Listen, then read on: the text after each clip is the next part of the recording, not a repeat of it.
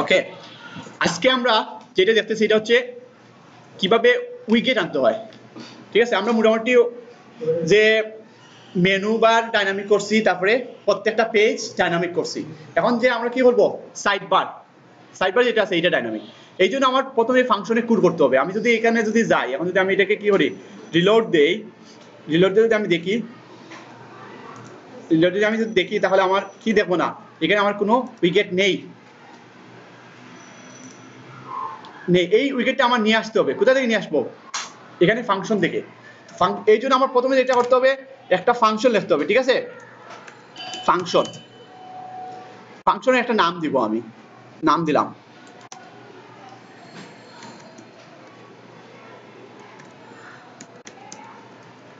ঠিক আছে, দেওয়ার পরে আমি সেকেন্ড ব্র্যাকেট দিলাম এবং অ্যাড অ্যাকশন হচ্ছে ফাংশনের সাথে অ্যাড অ্যাকশন দিলাম এবং হুক দিলাম।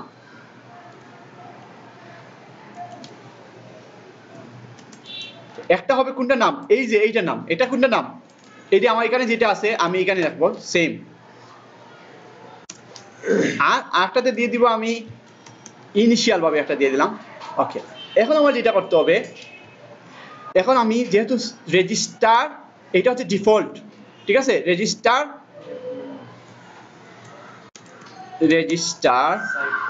সাইডবার।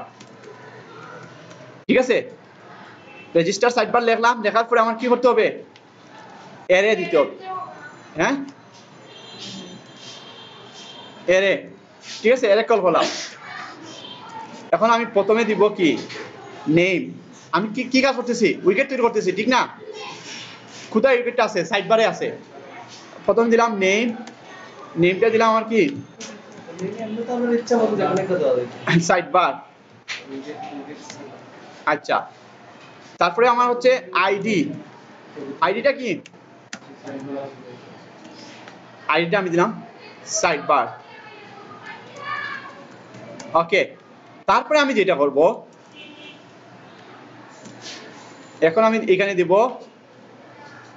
বিফোর উইজেট।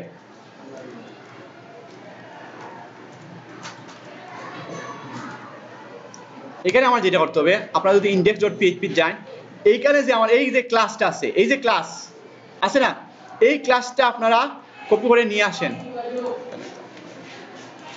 এই ক্লাসটা আপনারা কপি করে নিয়ে আসবেন, আসে কোথায় রাখবেন, আপনার এখানে রাখেন। ওকে, ঠিক আফটার উইজেট। তাহলে আমরা তো ক্লাসটা লিখলাম, কিন্তু ক্লাসটা শেষ করি নাই, করছি? শেষ করছি না তো, কারণ আমরা ক্লাসটা শেষ করবো এখানে।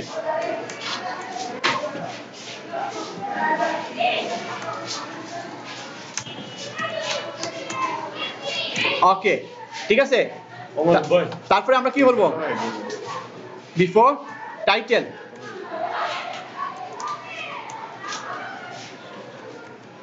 আমাদের টাইটেল কি আছে, টাইটেল কি নামে আছে মনে আছে আপনাদের? 84। এই তো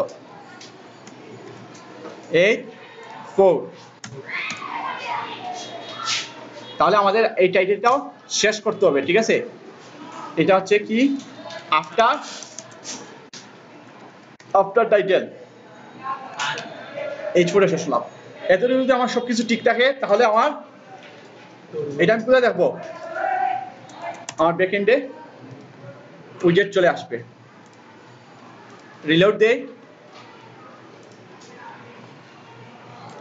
তাহলে দেখেন এখানে উইজেট আসছে তো। হ্যাঁ, তাহলে আমরা ক্লিক করি, দেখেন এখানে আমাদের উইজেট আছে, কিন্তু আমাদের পেজে তো উইজেটটা আসতেছে না, ব্যাকএন্ড থেকে আসতেছে না।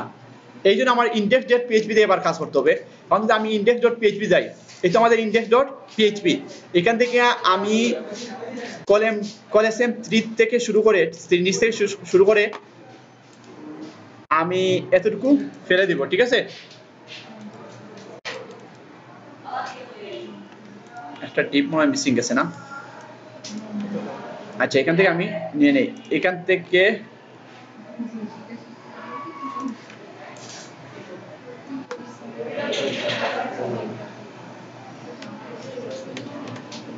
আচ্ছা এখান থেকে ফেলে দিলাম, ফেলে দেওয়ার পরে এইখানে আমি আসি কি করব, লিখবো php